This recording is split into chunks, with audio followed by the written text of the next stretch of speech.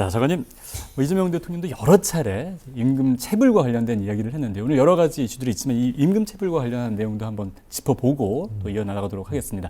그동안 고용노동부가 또 어떤 성과들을 이뤄냈습니까? 임금 체불을 저희가 이제 근본적으로 뿌리 뽑기 위해서 지난 9월 2일 날 임금 체불 근절 종합 대책을 발표를 했습니다. 그래서 이제 임금 체불 관련해서 저희가 그간 한 6개월 동안 집중적으로 했던 게 한 3가지 정도로 나눌 수 있는데, 저희가 사전 예방 감독을 좀 강화해서 예를 들면 여러 가지 익명 제보 사업장이라든지 그다음에 건설 현장 같은 경우는 국토부랑 합동 점검을 통해서 임금 체불 감독을 했었고, 특히 이제 임금 체불 사업장 전수 조사제라고 해서 임금 체불이 발생 신고한 사업장에 대해서는 전수 조사하는 것들을 지금 강화하고 있습니다. 그다음에 이제 두 번째는 법 제도적으로 저희가 상습체불 근절을 하기 위해서 상습체불 사업주에 대한 여러 가지 경제적인 제재나 정부 지원 제한 이런 것들을 지금 강화하는 법을 시행하고 있습니다. 아울러서 세 번째는 저희가 임금체불 법정형이 지금 3년 3천만 원인데 이것도 좀 더 상향 조정하고, 그다음에 이제 하도급 구조에서 여러 가지 구조적 체불이 많기 때문에 좀 임금은 구분해서 지급하는 임금 구분 지급제도 아까 체불에 대한 법정형 상향과 함께 동시에 법 개정을 추진하고 있습니다. 이런 노력에도 불구하고 일부 조금 임금 체불이 증가했긴 했지만 그럼에도 불구하고 저희가 이제 체불 근로자 수도 전적으로 감소하고 그다음에 청산율도 높아지는 등 조금 이제 국민들이 체감할 수 있는 성과들이 조금씩 나타나고 있습니다. 앞으로도 계속 저희가 전력을 다해서 임금 체불을 근절할 수 있도록 하겠습니다. 노동시간 격차에 대한 이야기도 있습니다. 또 장시간 일을 하다 보면 또 건강에 또 위협을 받기도 하고 이런 그 노동시간 격차의 문제들은 어떻게 해결할 생각이십니까?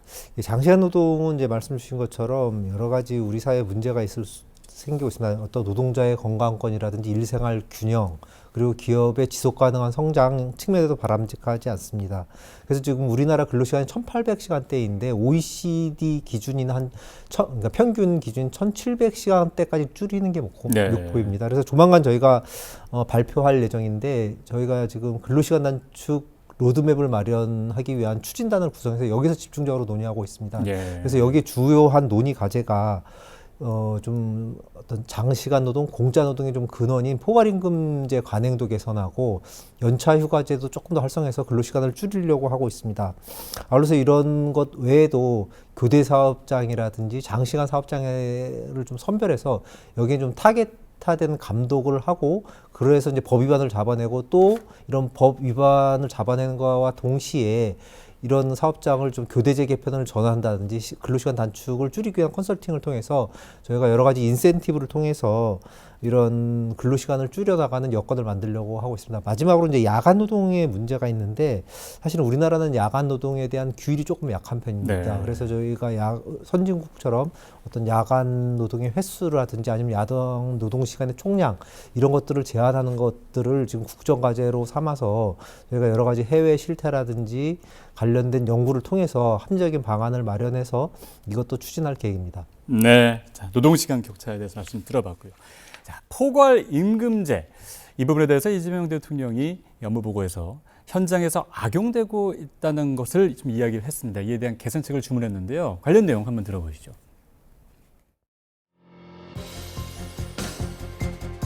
이 포괄임금제가 악용돼서 노동 착취 수단이 되고 있다는 지적이 상당히 많죠.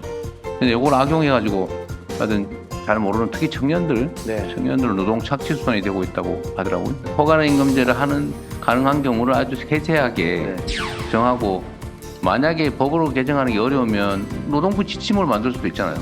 네, 예를 들면 사용자에게 출퇴근 기록을 의무화하게 하면 뭐 이런 것들도 줄 수 있는 방법이 있습니다. 하여튼 노동부에서 지침을 만들든지 입법을 하든지 해서 이 힘없는 청년 노동자들 노동 착취 당하지 않게 이런 식으로 임금 착취해가지고 무슨 국제 경쟁을 하겠습니까?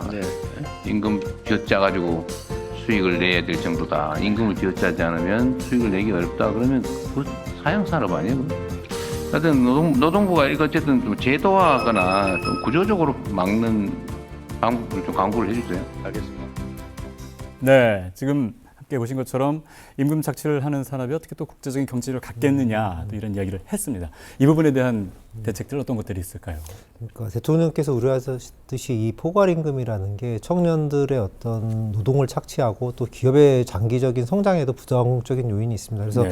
이런 포괄임금이 문제가 되는 게 뭐냐면 실제로 임금 계약을 할 때 자기가 일정 시간을 근로하는 것으로 간주하고 이제 임금 총액을 주는 형식으로 계약을 하는데 실제로는 일한 시간은 뭐 예를 들면 10시간인데 실제로 그 계약상으로는 8시간이면 이 2시간분에서 임금을 주지 않는 문제가 생기는 거예요. 네. 결국 이런 공짜 노동의 문제를 해결하기 위해서 저희가 이제 이런 포괄임금을 조금 오남용하는 이런 계약들을 원천적으로 금지시키고 또 이제 근로시간을 기록 관리하면 자연히 이제 자기가 일한 노동이 어느 정도인지가 정산이 가능하고 그에 따라서 임금을 줄 수 있도록 되겠지 않겠습니까? 그래서 이런 내용들을 담은 법을 발의해서 입법을 내년 상반기까지는 추진하려고 합니다. 그다음에 이제 이런 법 개정 전에도 저희가 조금 더 감독을 강하고 그 대상을 좀 주기적으로 저희가 선정해서 포괄임금 계약을 통해서 실제로 일한 만큼 임금을 주지 않는 사업주에 대해서는 강력하게 제재할 계획입니다. 네, 자, 포괄 임금제 또 악용하는 사업주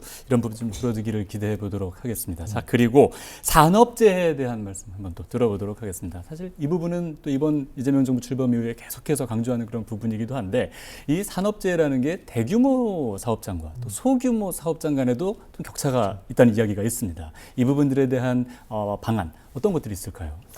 네, 저희가 작은 사업장에 중대재해가 줄려서 상당히 안타까워 국민들께 죄송스러운 마음입니다. 그래서 저희가 작은 사업장의 어떤 이런 재해를 줄이기 위해서 저희는 좀 길목을 지키는 정책이 필요하다고 보고 있습니다.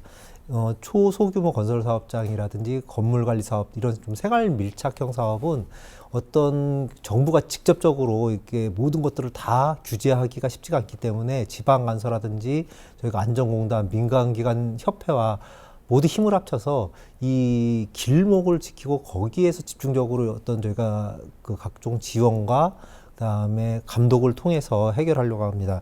예를 들면 저희가 이제 태양광 설치 공사를 하게 되면 지방자치단체의 정기사업 신청과 그 공기계획 공사계획 인가를 신청하게 됩니다. 그럼 저희가 그것들을 찾아내서 저희가 사전에 일탄전지킴이라는 사업을 통해서 사전에 거기에 나가서 그런 공사들이 제대로 이루어지는지, 네. 그다음에 실제로 관련된 법령이라든지 여러 가지 안전 조치를 하는지에 대한 것들을 저희가 확인을 하고, 그다음에 필요하다면 저희가 여러 가지 안전대라든지 그런 여러 가지 지원들을 같이 해서 이것들을 예방하려고 합니다. 아울러서 종합적으로 보면 저희가 이제 내년에 근로감독관들이 대폭적으로 증원이 되고 또 첨단 기술인 AI 기술을 통해서 이런 작은 사업장들을 밀착 관리하는 이런 시스템들도 계속 강화하려고 합니다. 그다음에 아까 좀 전에도 말씀드렸지만 이런 중소한 영세한 사업장에 대해서는 재정 지원도 되게 필요한 것 같습니다. 안전을 지킬 수 있는 여러 가지 재정 지원 사업들을 통해서 산업 안전을 예방하고 그다음에 산재를 막을 수 있는 그런 역량들을 강화할 수 있도록 계속적으로 저희가 지원하겠습니다.